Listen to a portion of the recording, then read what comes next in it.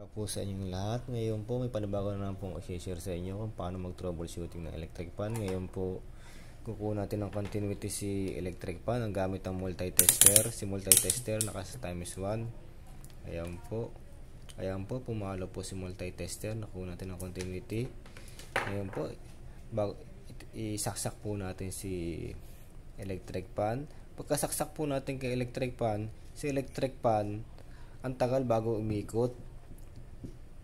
Ang common problem niya pagka ganon, pwedeng capacitor, bushing, shafting, or oil. Ilan po yung common problem niya.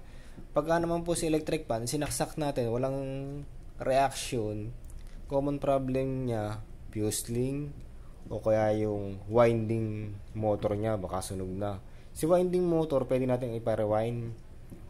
Ito lang naman po yung ma-share ko sa inyo. Sana mayroon po kayong natutunan. Huwag niyo pong kalimutan mag-like and share para makatulong po sa iba. Salamat po.